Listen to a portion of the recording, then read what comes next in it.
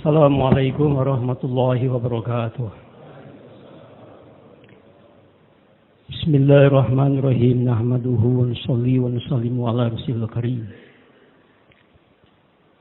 Faqad qala Allah ta'ala fi kitabihil karim ba'da a'udzu billahi minasyaitonir rajim. Walladzina jahadu fina lanahdiyannahum subulana wa innallaha lama'al muhsinin. Shadaqallahul 'adzim. Hadirin yang mulia, para masyayikh kita mengatakan bahwa tugas dakwah ini bukan hanya di kalangan kaum laki-laki saja. Jadi ayat kuntum khairu ummah di sini adalah juga untuk kaum wanita.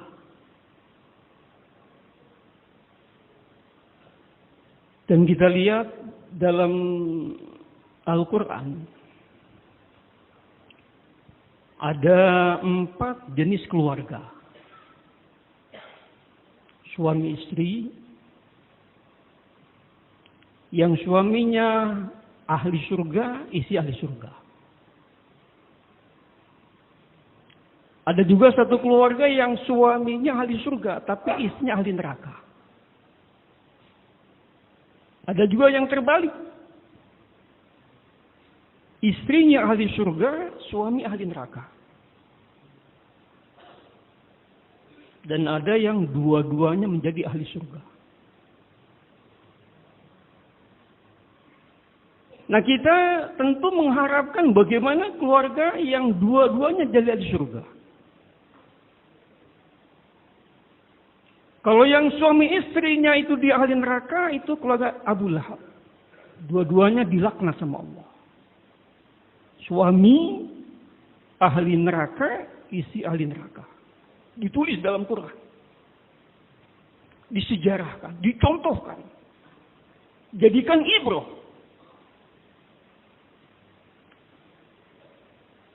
Ada juga yang suaminya ahli surga tapi istri ahli neraka. Nabi Nuh alaihissalam, Nabi Lut alaihissalam.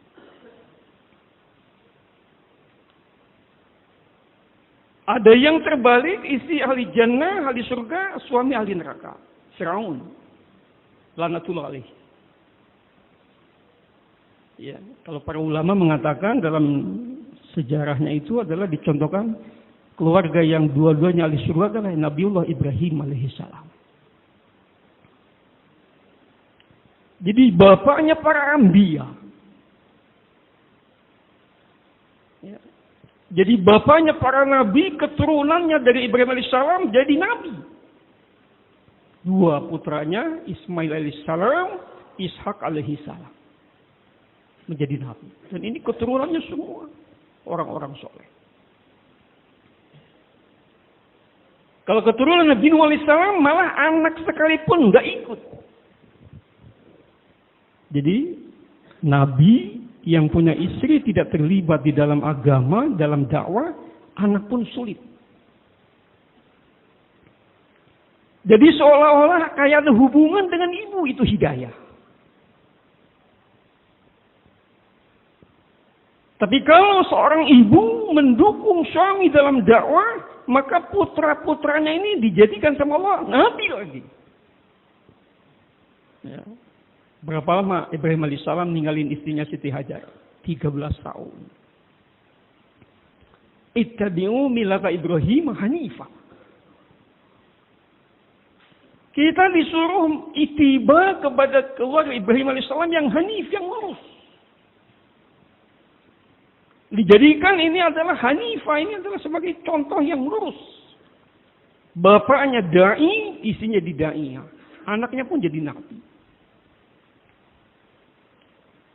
Itu yang dijadikan Mekah Mukarramah. Menjadikan banyaknya orang pengunjung-pengunjung ke sana karena asbab doa ini keluarga Ibrahim alaihissalam. Dulunya apa? Bukit, gunung-gunung. Tidak ada sumber kehidupan. Ya, Bukit Bakah ini dikatakan adalah kayak hutan belantara. Tidak ada sumber kehidupan, yang ada sumber kematian. Ibrahim alaihissalam tinggalkan istri di tengah padang pasir yang begitu tandus. Tapi karena istri dengan tarbiyah iman mendukung suami dalam agama, rela, ridho, ikhlas. 4 tahun yang pertama tinggalkan, suruh ditengok, tapi nggak boleh ketemu istri, nggak boleh jumpa dengan istrinya, nggak boleh mulaqat. Ibrahim, engkau pulang lihat Mekah, tapi engkau tidak boleh berjumpa dengan istri. Ya. Hanya engkau lihat bagaimana Mekah sudah berubah. Ternyata air Zam-Zam. Jadi air Zam-Zam ini air pengorbanan seorang istri yang ditinggal suami dalam dakwah. Air mujahadah. Nggak pernah habis. Kalau di Indonesia mungkin gunung banyak pepohonan, di sana nggak ada pohon-pohonan. Bukit batu, tapi itu air tidak pernah surut. Tiap hari dikonsumsi jutaan barel. Seluruh dunia. Diminum, dibawa ke jemaah umroh, jemaah haji. Tiap hari dikonsumsi, dibawa. Naik pesawat terbang ke seluruh dunia. Awalnya siapa? Injakannya bayi kecil yang digendong sama ibunya. Dan itu Bukit Sofa ke Marwah itu dijadikan sejarah. Adanya syai, lari-lari kecilnya itu Siti Hajar itu dijadikan manasik haji. Kenapa? Allah ridho. Allah ridho kepada istri yang dia mendukung suami dalam usaha agama. Lari-lari kecilnya pun diabadikan sama Allah. Dijadikan rukun. Karena Allah ridho, istri yang begitu dia ikhlas, ridho kepada suami.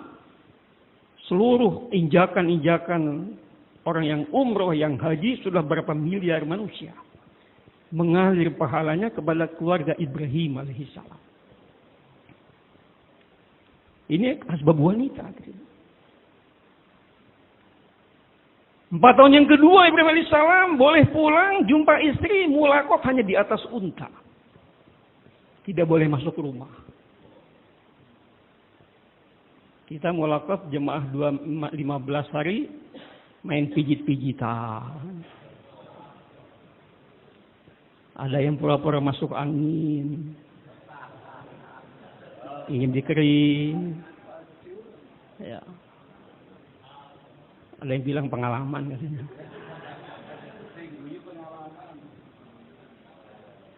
Ibrahim alaihissalam 8 tahun tidak boleh mulaqat turun dari unta. Bisa ngebayangin nggak? Bapak 2 bulan, 4 bulan, suruh tinggal di markas Ancol 3 hari aja kayak sudah setahun. Ya.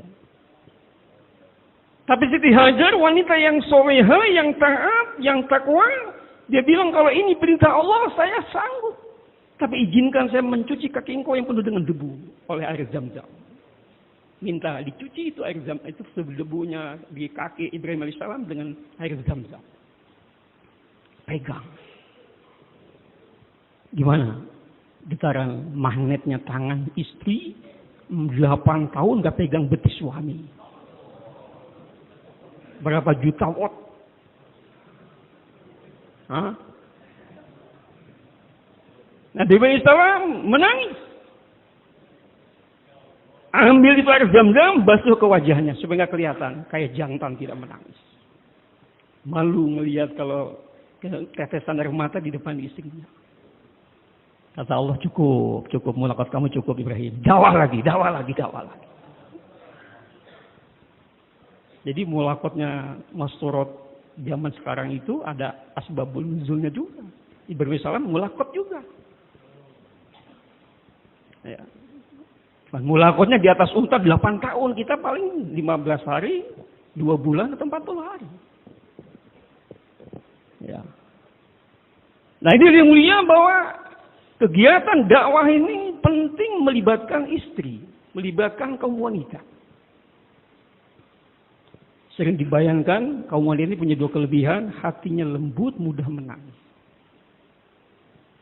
Ya. Hatinya lembut, mudah menangis. Baginda Rasulullah SAW menerima wahyu pertama kargo jari kepada istrinya, Siti Khadijatul Kubra radhiyallahu anha. Kepada Siti Khadijah. Baginda Nabi tidak cerita kepada Abu Bakar Siddiq dulu. Ya, kepada teman akrabnya yang kaum laki-laki, tapi kepada istrinya. Jamiluni, selimuti aku, disuruh jadi merasa berinding badannya. Merasa kedinginan. Bertemu dengan makhluk yang ajaib, kaget. Jamiluni, selimuti aku, selimuti aku. Itu yang memberikan semangat, yang memberikan targhib istrinya dulu. Dan beliau itu Khadijah radhiyallahu anha mengatakan itu adalah namus, itu adalah malaikat yang datang dan engkau sebagai nabi sudah yakin. Hadza namus, itu adalah malaikat yang turun kepada engkau sebagai penunjuk Rasul. Jadi kalau kita lihat sejarah ini, baginda Rasulullah SAW menerima wahyu pertama yang dikargojari adalah seorang wanita. Belum kepada yang lain-lain belum. Kepada istrinya dulu. Ya, kepada istrinya dikargojarikan. Dan yang memberikan semangat adalah istrinya juga. Ya, jadi ini maka penting bagaimana Karkun melibatkan istri dalam kerja masturah. Siap insyaallah ya? Masya Allah. Sebelum dilanjut yang sudah pada negeri jauh berapa nih? Orang yang menjawab coba angkat tangan yang sudah negeri jauh masturah. Berapa nih? Coba angkat tangan, Masya Allah. Sudah negeri jauh. Yang sudah IP? Masya Allah. Yang sudah 40 hari masturah? Banyak lagi. 15 hari, 10 hari? Masya Allah. 3 hari? 3 hari banyak mestinya. Yang belum nikah? Kok ketawa? Doakan yang belum nikah supaya cepat nikah. Yang sudah nikah tambah lagi. Tambah lagi apanya? Pengorbanannya. Tambah ketawa. Tambah pengorbanannya. Bukan tambah, nggak usah didoain yang istri yang kedua. Udah tahu, cari sendiri. Nah, ini yang mulia, para penanggung jawab ini masih terlibat. Basicnya itu penanggung jawab ini adalah kita pernah 4 bulan dalam negeri, 4 bulan jalan kaki, masturot IPB, ya terlibat dalam masturot lah. Pernah khidmat, kalau dulu di Nizamuddin, sekarang di Rewin, negeri jauh. Ini 5 basic. Ya, jadi para pesalat ini memang minimal ini 5 ini pengalaman. Siap insyaallah Pak ya? Jadi kalau nanya gimana jemaah jalan kaki, kita tahu. Gimana kalau masturot, kita tahu Pak Salah. Ada yang tanya gimana nanti kalau masturot, tahu karena kita terlibat. Ya, kalau ada yang mau cerita negeri jauh gimana, kita bisa kasih poin hidayah negeri jauh ke IP. Ya. Nah ini penting para penanggung jawab ini adalah 5 takaza ini ditunaikan. Yang belum maka segerakan tunaikan. Siapa insyaallah Pak ya? Nanti yang mulia, masturot ini kemarin muzakarah waktu bulan Juli itu, Mas Syekh mengatakan penting tapi penuh hati-hati. Ya. Masturot ini usaha yang penting, tapi penuh hati-hati, sensitif. Beliau mentamsilkan seperti setrum, listrik. Listrik ini penting, ini bisa nyalanya lampu, bisa berputarnya kipas angin, itu kan ada listrik. Tapi kalau ada yang namanya koslet, arus pendek, bisa terbakar. Demikian juga usaha masturot. Masturot ini penting tapi hati-hati, sensitif.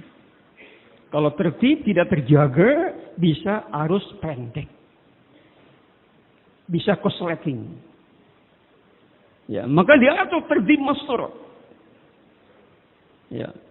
Baik itu mungkin dalam keluar 3 hari, 10 atau 15 hari. Ya, dalam 40 hari IP negeri jauh, itu khusus bain hidayahnya untuk menangani mastur. Nah ini yang mulia, wanita kalau dilibat dalam dakwah ini akan melebihi suami. Maka sering masih kita bayang di zaman sahabat tidak ada wanita sahabat yang murtad. Nggak ada. Laki-laki waktu baginda Nabi diangkat jadi Nabi ada yang murtad. Waktu Isra Mi'raj ada yang murtad. Waktu meninggal dunia wafatnya Nabi ada yang murtad. Tapi kalangan wanita sahabiah tidak ada yang murtad. Malah yang syahid pertama di kalangan umat Islam adalah wanita Sumayyah radhiyallahu anha.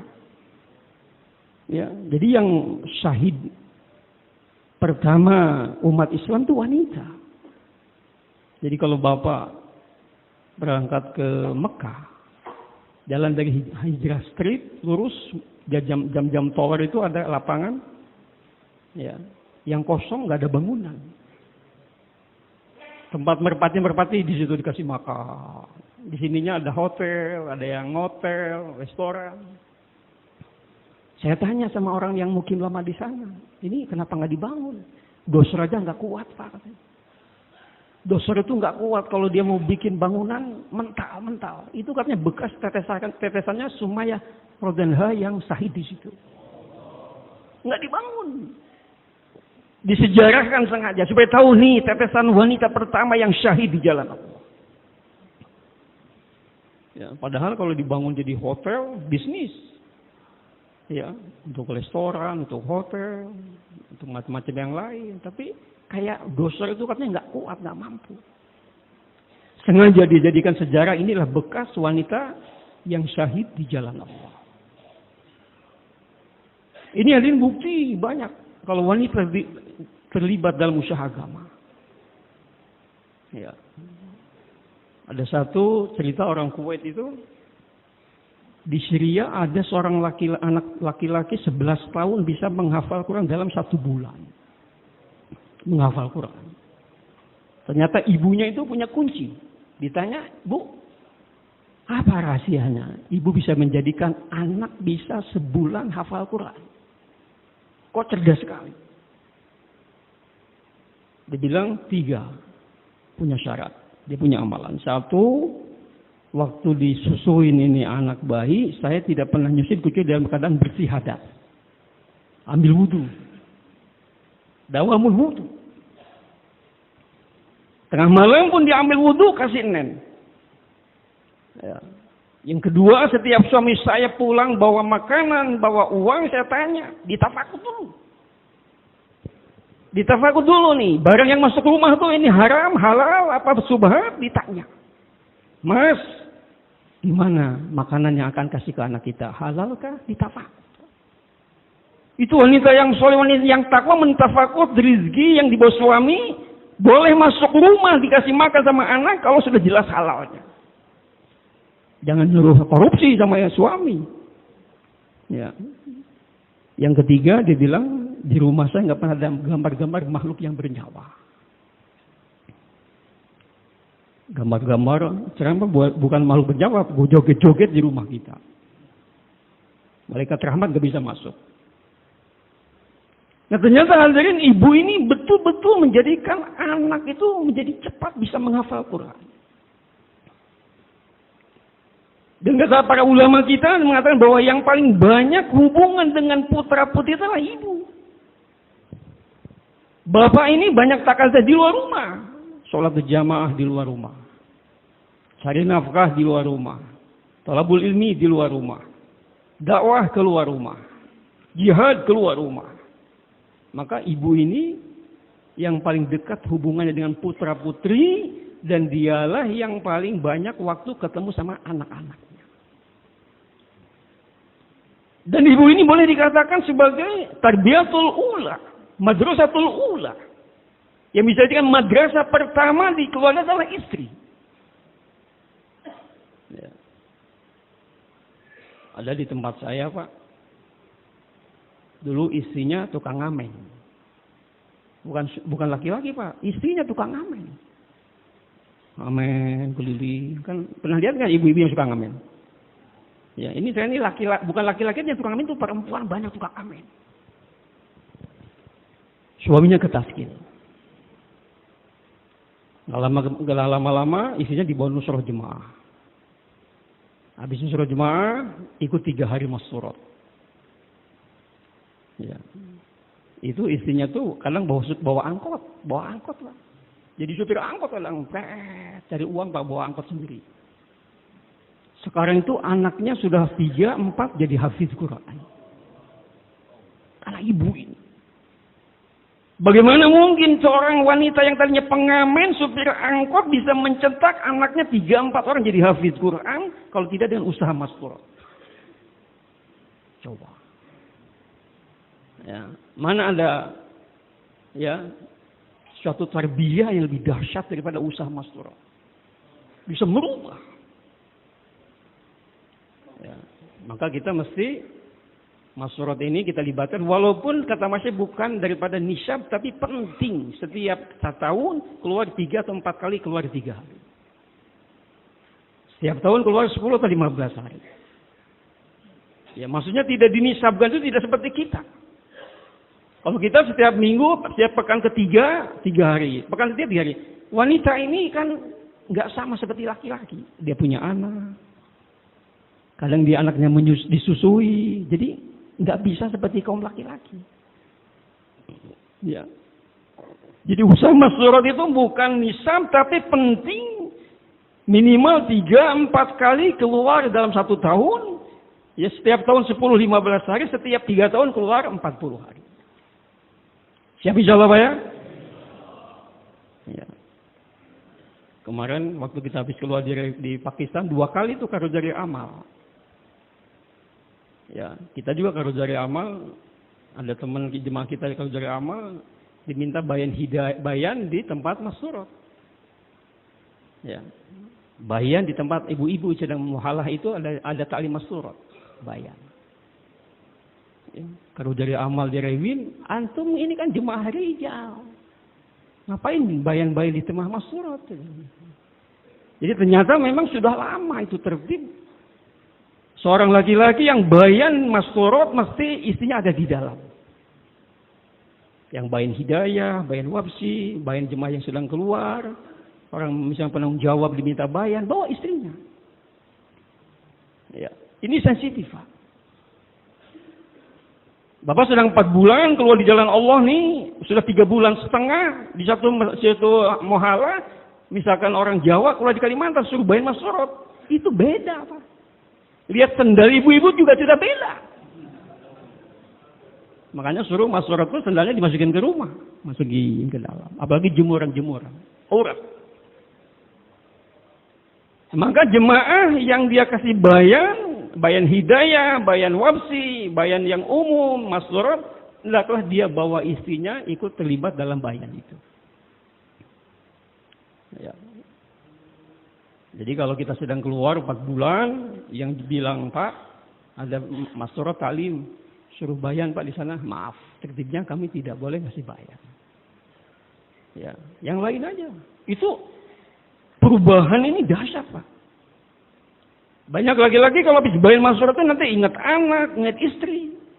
Goyang, 4 bulan pertama bisa pulang itu. Ya, maka Masya kasihkan kaidah-kaidah ini. Salah siapa ya? Waktu kami keluar di Bangladesh itu dikasih muzakarah, kalau ibu dipanggil tuh mau pindah rumah, dari rumah ke kendaraan itu harus ada suami. Harus ada suami. Ahmad dipanggil, langsung kita pegang tangannya. Kata Masya itu kalau si istri ini jalan dari rumah masuk ke masjid nggak ada suami, itu setan di sampingnya. Setan di sampingnya Pak. Kalau suaminya dia pegang tangan istri, jalan di sampingnya istri, maka setan lari. Ya, jadi jangan dibiasakan. Ibu-ibu semua masuk ke mobil ya, jangan panggil satu-satu. Ya, jangan dihilangkan. Iya, ibu-ibu semua masuk ke mobil.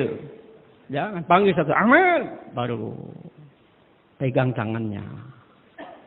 Tetangga yang lihat, masya Allah, itu kakek-kakek nenek ini masih dia harmonis. Jenggot udah putih tapi masih harmonis. Kalau gitu saya ingin ikut Mas Sorot nih. Ya. Ada satu orang keluarga itu sudah lama mungkin gak pegangan sama istri. Kami datang itu ke Kalimantan Tengah, keluar ke Sampit. Allahumma'arham, saya sudah meninggal. Sudah lama gak keluar Mas Sorot, keluar lagi. Itu pas dipegang sama suami jalan, pakai pengantin baru saya ini katanya. Jadi merasa begitu, ada suatu kerinduan, ada suatu kenikmatan. Ya. Nah, ini yang mulia, usaha masuk ini memang begitu dipentingkan untuk berubah suasana. Dan awal usaha masuk adalah ta'lim. Ta'lim rumah ini itulah basicnya Mas Sorot. Ta'lim rumah. Ya. Walaupun istri belum ikut, bikin ta'lim. Tapi nggak boleh dipaksa. Cari waktu yang munasib. Cari waktu yang munasib, istri juga bisa selesai ikut, anak-anak bisa kumpul dan tidak terpaksa. Jangan main mujahadah, pokoknya ta'lim. Musyawarah dulu, kapan waktu yang munasibnya. Dan nggak boleh marah-marah. Nggak boleh kita suami jadi diktator di rumah, pokoknya saya sebagai suami. Ar-rijalu qawwamun 'alan nisa. Kamu harus tunduk di sini, ta'lim, nggak boleh. Musyawarah dulu, pelan-pelan. Ada juga yang nggak mau ikut, jangan dipaksa. Kalau nggak mau ikut ta'lim, nanti saya cari hafizah yang baru nih. Jangan main ancam-ancaman, jangan. Saya dengar itu di Malaysia, Pak. Ada suami bikin ta'lim, istri nggak mau ikut. Tapi dia terus istiqomah. Dia ta'lim sendiri. Suaminya nyetel TV. Istrinya nyetel TV. Suaminya ta'lim. Besoknya ta'lim lagi, istri nyetel TV lagi. Kadang itu istri itu dia pegang majalah perempuan. Ya, suatu saat karena mungkin mujahadah suami, dia ta'lim tetap dibuat. Istri itu tangannya pegang majalah, matanya lihat TV, telinganya dengar ta'lim. Besoknya dia duduk. Ya, besok dia duduk terkesan dengan ta'lim yang dibacakan suami. Walaupun dia mata lihat TV, tangan pegang majalah wanita, telinganya dengar ta'lim karena asbab keistiqomahan suaminya. Dan gak lama kemudian dia keluar masturah di jalan Allah. Malah jadi penanggung jawab masturah. Dalam bayan kemarin Masya, 15 hari istiqomah salim di rumah, istiqomah dengan tawajuh sungguh-sungguh, nanti ada perubahan. Ya. Jadi kita laki-laki juga ada di muhalah, sedang ada di makomnya, harus terlibat dalam ta'lim. Di rumah dengan ta'lim. Ya, karena ta'lim itu adalah makanan ruhani kita juga dan keluarga. Kita ini mesti 2 kali ta'lim di masjid, ta'lim di rumah. Ya, ta'lim sederhana aja. Kalau yang baru-baru 1 hadis, 2 hadis. Muzakarah 2019 di sini by Afsar almarhum, Allahumma'arham. Begitu mudah. Ya. Begitu mudah standar itu ya. Kalau yang baru-baru, yang sudah penuh jawab ya setengah jam, 45 menit. 6 sifat sekali-kali, 2 hari sekali, 3 sekali 6 sifat. Ya. Jadi enggak setiap hari ada 6 sifat. Enggak ada halakat tajwid. Ya, enggak ada halakat tajwid. Ya. Jadi kita usahakan fadilah amal yang dibaca enggak ada muntakhab hadis. Ya, fadilah sedekah juga dibaca gantian. Ya. Yang baca kita besok dimusyawarahkan lagi untuk besok siapa? Putri kita yang sudah bisa baca atau istri kita, aliyah kita. Gantian. 6 sifat, 2-3 hari sekali boleh 6 sifat. Yang belum mampu, poin-poinnya saja. Ya. Jadi Sayyidina Hasan rahmatullahi orang belajar 6 sifat ini sedang nunggu lampu merah jadi lampu hijau bisa 6 sifat selesai. Jadi mengatakan begitu simpelnya 6 sifat. Begitu sederhananya 6 sifat, begitu mudahnya 6 sifat. Ya. Kita lagi bawa mobil, pas lampu merah. Itu bicara 6 sifat biasa saja tentang pentingnya iman. hidup ini sementara. Bagaimana kita hidupkan sunnah Nabi. Dan penting adalah kita jaga sholat sehingga kehusuan ada datang. Dan ini penting dengan ilmu dan zikir. Dan kita jaga akhlak kita dan amal kita ikhlas dan dakwahkan ini agama ke seluruh alam. Sudah cukup itu. Jadi tabligh ini bukan retorika. Tabligh bukan retorika ingin belajar pidato, bukan. Kampung Mewat itu adalah kebanyakan tidak sekolah. Di Mewat itu kebanyakan buta huruf. Waktu Syekh Ilyas rahimahullah menghidupkan dakwah di Mewat itu adalah memang jahil. Kondisi ya ekonomi, kondisi ilmu, kondisi iman, memang jahil sekali. Di Bangladesh ada kakek-kakek buta huruf bisa talim rumah hidup. Ditanya, gimana kakek bisa hidupin talim rumah? Setiap habis talim masjid, saya ingat itu satu hadis, saya pulang ke rumah, saya sampaikan kepada istri dan anak saya. Jadi nggak ada alasan nggak punya talim, nggak punya fadilah aman, nggak ada talim, nggak ada alasan. Kalau dia ada sungguh-sungguh, walaupun nggak bisa baca, dia rekam itu apa yang dibacakan di masjid, dia sampaikan di rumah. Itu sudah talim. Ya, walaupun dia buta huruf, nggak bisa pandai baca tulis. Inilah Bapak Ibu sekalian, ya yang dirahmati Allah Subhanahu wa taala, penting bagaimana kita menghidupkan talim rumah.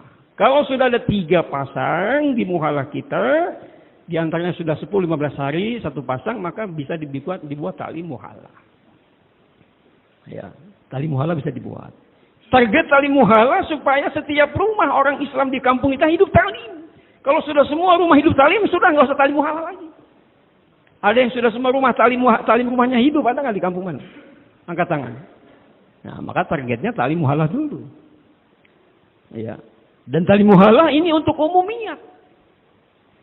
Tadi dalam bayan subuh sudah dimudzakarahkan. Bagaimana kalau talim di rumah, tali muhalah kita supaya ibu-ibu terlibat dalam talim muhalah kita. Dan pengendalian program oleh kaum laki-laki. Jadi wanita ini mesti dikawal musyawarah pagi, kalau nanti sore ada tali muhalah, itu program sudah dibuat oleh kaum laki-laki, jangan dibebaskan. Kalau dibebaskan seperti pengajian ibu-ibu nanti. Itu adanya majelis talim ibu-ibu itu kebanyakan karena nggak dikawal program oleh kaum laki-laki. Jadi bebas. Ibu-ibu wanita ini kalau sudah bebas program, dia akan bicaranya nanti bicara kemana-mana. Makanya kalau kita nusroh masturot yang sedang ditinggalkan, keluarga ditinggalkan kan, kasih bayan hidayah dulu. Ya, 2 pasang kita nusroh. Ada satu teman kita sedang ditinggalkan 4 bulan nih, ya, maka di halaqah dimusyarahkan, siapa yang nusroh fulan, bapak fulan sedang keluar 4 bulan ke Pakistan. Itu yang nusroh tuh dianjurkan itu 2 pasang. Ibu-ibunya 2 pasang. Dan ini istri kita dikasih bayan hidayah dulu. Apa yang mesti dibicarakan? Ya, jangan dibebaskan datang. Kemarin ada tuh. Sekarang ini udah mulai ada Grab, Pak. Bahaya. Ibu-ibu main online Grab, datang itu mobil, ibu-ibu 5-5-nya naik, nusroh, seorang ibu yang ditinggalkan sedang keluar. Nggak ada suaminya. Ya.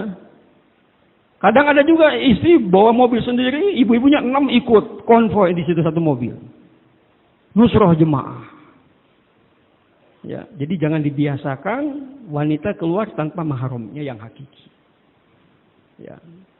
Maka kasih baik hidayah dulu, nanti kalau kamu nusroh, kalau istri ada keluhan, kasih fadilah-fadilah istri ditinggalkan suami di jalan Allah, kasih targib yang hikmah. Jangan dibumbuin lagi, ya suami-suami kita ini tukang ninggal-ninggal, nanti bahaya. Nanti bisa ngerumpi. Ya, makanya masyarat itu ketat. Masyarat ini penting tapi sensitif. Kenapa? Waktu yang luang, nggak ada masyarat ini waktunya luang, maka nanti akan bicara kemana-mana. Ya. Jadi usahakan kalau kita nusroh 2 pasang. Ya. Istri dikasih bayan hidayah, bawa hadiah, bawa sembako. Ya. Jadi jangan sampai nanti ada wanita yang jauhlah keluar karena suami kurang tafakkur tinggalin di rumahnya. Jadi aib kita. Jadi jadilah kita ansur yang baik. Siap insyaallah Pak ya? Ya, jadi kalau ada istri yang ditinggalkan sama suaminya itu tafakurnya kurang, kita yang nutupin. Kita orang ansor. Ya. Mungkin dia ada masalah, sakit, ya uang belanja kurang tuh karena mungkin ada yang emergensi, bisa saja. Mungkin ada ATM-nya macet, kan itu. Ada yang mungkin ketelan kartu ATM-nya, nggak bisa keluar duit, kan bisa saja. Ya dia sendirian, nggak ada temen. Nah ini pentingnya ada yang nusroh. Ya. Demikian juga hadirin, setelah itu ada zur masurot. Ya, zur masurot ini, ya kita SA sebelumnya ihtilaf ada zur masurot. Cuman nggak ada kargo jari, nggak ada. Ya, kecuali di markas Rawin ada memang sudah konduksi jauh, kargo jari di markas itu ada. Tapi kalau ada jur di kita, waktu ada teman kita Pak Abdurrahman kargo jari dulu tahun 2006 ya Pak Abdurrahman. 2006 tuh Profesor Abdurrahman datang ke Indonesia. Dia bikin zur masurot. Ya, maka dibatasi paling banyak 30 atau 40 ibu-ibu. 30 lah paling banyak. Ya, idealnya 20 itu sudah banyak. Ya, jadi kita buat 20 atau 25 ibu-ibu bikin juru masurot. Programnya pertama ta'lim. Yang kedua bayan. Nah, bayan ini usahakan orang yang memang ada menjiwai usaha dakwah dan dia terlibat dalam masurot. Mubayin itu dia mestinya memahami tertib bayan. Ya, bayan masyarakat bukan menjadikan isi kalau nangis-nangis, kemarin bayan masyarakatnya hebat. Isi nungging-nungging pada nangis ibu-ibu. Itu mah hadirin mulia. Ibu-ibu itu mudah menangis memang. Nonton Unyil aja bisa nangis. Bukan kita bayan berhasil kalau ibu sampai nungging-nungging nangis, bukan. Ya. Ibu itu memang mudah menangis. Dia sedikit aja cerita sedih, nangis. Ya, maka tidak boleh kita mubayin memancing tertawa, memancing menangis. Ya, mubayin jangan pengen diketawain. Ya, pengen jangan ibu-ibu jadi ketawa, pengen ibu jadi menangis, tersungkur, bukan. Bentuk wanita menjadi dainya. Bentuk wanita jadi dainya. Bentuk wanita menjadi marabiyah, bentuk jadi alimah, jadi khodimah, mendorong suami di jalan Allah. Kalau nangis itu kan dari emosional, dari emosi. Dulu ada Pak tahun 80-an tuh, ada orang keluar 3 hari kalau dengar bayan pingsan. Kalau dengar bayan pingsan. Tapi nggak lama nggak istiqomah. Ya, ada yang orang biasa-biasa. Ya, tapi dia tertib itu. 30 tahun bisa istiqomah di jalan Allah. Jadi bukan membangkitkan rasa emosi, bisa menangis. Ya, bukan. Tapi fikir, yang bentuk fikir. Seorang wanita bentuk fikirnya.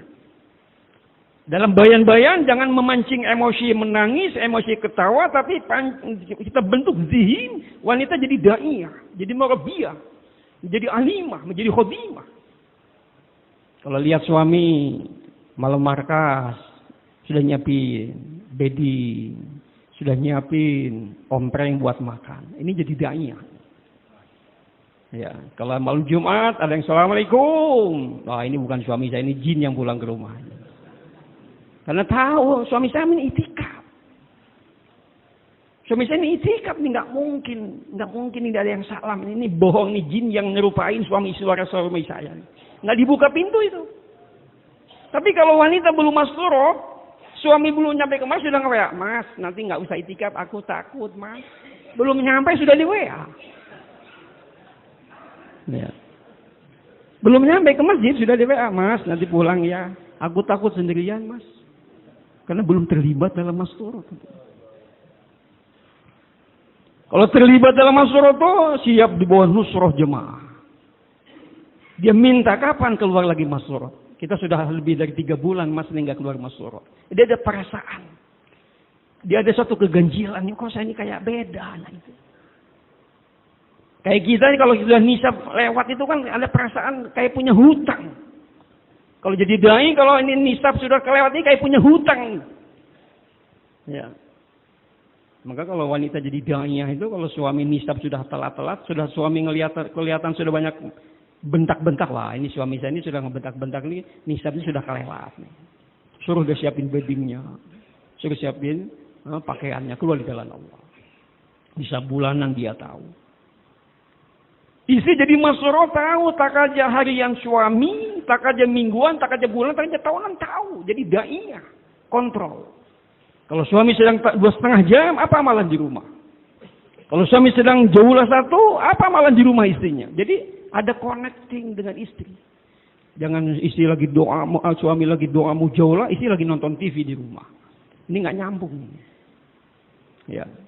Suami lagi mujahadah nih, mau doa, minta hidayah, keluar besok jemaah kes, istrinya main HP di rumah. Ya, makanya penting bentuk bagaimana istri bisa dibuat untuk sejalan dengan suami. Ya. Nah, jur masturot ini Pak, itu dikumpulkan 10-15 hari ke atas, targetnya bagaimana bisa 40 hari masturot, bisa 2 bulan IP, bisa negeri jauh. Yang sudah 2 bulan IP, bisa ke negeri jauh. Yang sudah 10-15 hari bisa 40 hari. Dan juga setelah itu ditafakut siapa yang akan keluar. Setelah itu kasih jihin, kasih target pentingnya menyiapkan rumah untuk menerima masturot. Nah ini penting lah. Jadi jangan sampai jadi karkun sudah 30 tahun rumahnya belum pernah datang masturot ke rumah. Ya. Kita ngebangun rumah itu untuk bikin kegiatan agama. Jangan ada alasan rumah saya ini cuma 1 pintu, nggak bisa diakali. Ya. Kalau emergensi itu bisa, kita pernah keluar di Sulawesi dulu, Sulawesi itu di Bangka Belitung itu rumah pintunya 1. Itu tuan rumah saking senangnya kedatangan jemaah, pasang tenda ke depan, ya bikin dia hijab plastik. Kalau dia bayan, ibu-ibu yang datang tidak ngelewatin kepada laki-laki yang sedang bayan, dia atur. Pernah emergensi kita keluar di Mekah. Itu rumah di sana kan nggak bisa masjid itikaf. Kalau ruangan cuma hanya 2-3, WC cuma 1, gantian sama ibu-ibunya itu gantian. Saking sulitnya. Ya, kalau bangun tahajud malam ibu-ibu jam sekian bangun, bagian bapak-bapak jam sekian. Ya. Saking pentingnya rumah didatangin masturot. Ya, jadi jangan sampai rumah dai, rumahnya tidak pernah datang jemaah masturot. Kemarin jemaah masturot ke Bogor itu Pak, pulang dari Sumbawa, Lombok ya, ke Surabaya, ke Indramayu, Cirebon, Kuningan, masuk Majalengka, Bandung, Bogor, itu ada 2 tunarungu Pak. 2 pasang tunarungu. Jemaah tunarungu ini jadi Faisal Abad itu ada 6 pasang, diantaranya 2 pasang jemaah tunarungu masturot. Ya, ibu-ibunya tunarungu, bapaknya tunarungu. Dia bisa masuk ke Indonesia 2 bulan Pak. Bapak nggak tunarungu, normal. Masa nggak bisa berangkat ke Pakistan 2 bulan? Sampai ulama-ulama yang tadinya nggak terkesan dengan usaha agama itu dia terkesima lihat ada jemaah Pakistan yang isinya suaminya itu tunarungu. Dengan bahasa isyarat, Pak. Haji. Ternyata di Pakistan, tunarungu itu sejak tahun 85 sudah dibumingkan, Pak. Dalam 85 itu sudah dibikin Jumat tunarungu itu sudah 85. Kemarin kita hari Sabtu yang lalu, malam Ahad kita bikin juru tunarungu, dicoba. Di Bogor itu setengah hari usuli-usuli bisa 20 orang bisa kumpul, diantaranya 6 pasang bawa istrinya ke rumah saya. Datang ke rumah. Suami istri 6 pasang ini tunarungu. Jadi kalau kita mau usaha, ini usaha agama ini dahsyat. Ya, usaha agama ini dahsyat. Siap insyaallah Pak ya? Ya, jadi usahakan bagaimana adanya tali rumah dikuatkan. Adanya tali muhala dikuatkan. Kalau sudah lebih dari 15-20 pasang, bikin 2 tali muhala. Untuk menggarap ibu-ibu umum datang ke rumah kita. Kemarin kita keluar di Aqsa itu yang ada 1000 hafid. Di antaranya ada 75 yang sudah setahun ulama. Ya ada 454 bulan. Itu tali muhalahnya tuh teman kita di sini suruh bayan. Orang tempatan maksa. Pas dia tahu takdirnya nggak boleh, dia bilang, shh, jangan ngomong-ngomong ke Revin nanti dimarahin. Dia baru tahu juga kalau ini jemaah jangan nggak boleh bayar. Ya, lupa gitu. Itu kata teman kita yang si bayan, Pak, begitu tertib. Nggak ada kedengaran suara ibu-ibu, nggak kelihatan sendal. Kayak dia bayan di gedung kosong aja gitu. Begitu rapi. Itu tingkatan memang Karachi sudah puluhan tahun duluan dari kita. Kita pun mengarah ke sana. Ya, semoga pilih kita untuk usaha agama. Nah, hadirin yang mulia, ya, ini usaha Mas-Surat ini adalah usaha penting tapi sensitif, penuh dengan tertib. Ya, maka ya kita buat bagaimana kalau kita buat Bain Hidayah dengan sungguh-sungguh. Ya, ada yang mumpuni, memang dia mesti ngatur, memikirkan Mas-Surat. Ya, sebelum keluar ada muzakarah dulu. Kalau kita malam Selasa di sini diputus, siapa yang akan keluar, kumpul, itu ada muzakarah. Muzakarah itu nggak bukan seperti Bain Hidayah yang panjang, bukan. Inti-intinya saja. Terutama masalah anak. Sudah bisa dititipkan siapa. Jadi maksudnya muzakarah itu kita akan muzakarahkan yang paling penting, itu dia pada saat Bain Hidayah sudah siap. Ya, masalah anak sudah dititipkan di siapa. Diatur dulu. Ya. Terus masalah hijab kalau perlu dibawa, kendaraan siapa, tuan rumah dikontak, disiapin sebelumnya. Jadi Mas-Surat ini kalau bisa seminggu sebelum kita taskil sudah pemberitahuan. Ya, sudah pemberitahuan. Jadi orang tuh tidak merasa ngedadak. Karena perlu ada persiapan, mungkin ada yang anak, yang sudah balik, bagaimana kalau ini ada tamu, jadi penting. Tapi menyiapkan rumah yang standby 24 jam juga penting. Ya, harus ada di halaqah-halaqah menyiapkan rumah yang standby 24 jam siap menerima Mas-Surat. Ya. Kayak tahun berapa kita kedatangan Nias Ahmad Amir Jemaah Mas-Surat. Ya. Waktu itu di banyak cerita tentang nggak ada tasil cash Mas-Surat itu. Nias Ahmad dia datang keliling Pulau Jawa, Jawa DKI, Jawa Barat, Jawa Tengah sampai Jawa Timur. Itu jemaah yang 3 hari itu 40 jemaah cash terbentuk, 15 hari lebih dari 15 jemaah. 40 hari lebih dari 4 jemaah. Setiap dia masuk ke rumah, dia inginkan jemaah cash terbentuk. Itu jemaah cash yang sudah lama nggak nisab. Ya, Mas-Surat ini bukan berarti nggak boleh cash jemaah tuh. Dia tahu ini sudah 5 bulan nggak keluar, ini mesti keluar besok. Ya. Kalau dia mau pindah nih dari Bogor ke Sukabumi, dia sudah duluan ambil sapnya ke Sukabumi. Bentuk zihin, siapa yang besok malam makas dia datang. Dia target. Siapa yang besok akan siap menerima jemaah kami selama sekian minggu, ya berapa rumah disiapkan. Berdiri semua. Ada 6 rumah. Antum siapin jemaah cash, saya akan masuk rumah kamu. Jadi udah bentuk fikir maksudnya. Bila jemaah belum datang ke tempat yang ditaskil, dia sudah ada zihin dulu. Ada target dulu. Setiap rumah sudah mikir siapa yang sudah lama nggak pernah keluar lagi. Ternyata itu dengan jalan begitu ada jemaah-jemaah yang namanya dia habis masuk satu rumah sebelum pindah Bain Hidayah dulu. Dan dia minta penanggung jawab markas ikut. Jadi nggak takut ke markas lagi. Ada sudah pesalat duduk di situ. Ya, jadi nggak usah distor ke markas. Sudah ada orang-orang markas duduk di situ. Ya. Siap insyaallah Pak ya? Dulu Dr. Salim keliling yang dari Rawalpindi di Indonesia. Tahun 94 ngebentuk 2-3 jemaah ke India Pakistan cash. Ya. Orang-orang tua dulu kita yang sudah pada meninggal ini, ya, Dr. Salim keliling waktu itu. Ya, ternyata memang usaha dahsyat ini bisa menjadikan asbab hidayah. Ya. Insyaallah ya. Jadi Bapak boleh juga menyiapkan diri, orang-orang paisalat, ya, yang belum ke IP segerakan ke IP. Ini sekarang di Pakistan. Kemarin waktu 2022 Maulana Ihsanul Haq itu kasih targhib ke jemaah Indonesia. Jemaah Mas-Surat boleh datang nggak ngebentuk jemaah ke Pakistan. 2 pasang berangkat. Kan kalau sudah ada di salah satu isinya bisa bahasa Inggris atau bahasa Urdu atau bahasa Arab, berangkat aja. Nggak usah nunggu sampai 4 pasang, 5 pasang, nggak usah. Dimudahkan. Malah saya dengar langsung di bawah 40 hari pun boleh berangkat ke sana. Saya dengar langsung dari Maulana Ihsanul Haq. Ya, jadi dimudahkan. Walaupun kamu punya waktu cuti hanya sebulan, berangkat ke sini. Ya. Kamu belum bisa ngebentuk jemaah, bisa 4-5 pasang, berapa pasang aja datang ke sini. Yang penting di antara kalian ini kan ibu-ibunya ada yang bisa bahasa Inggris atau bahasa Urdu. Siap insyaallah Pak ya. Semoga diberikan kefahaman kepada kita.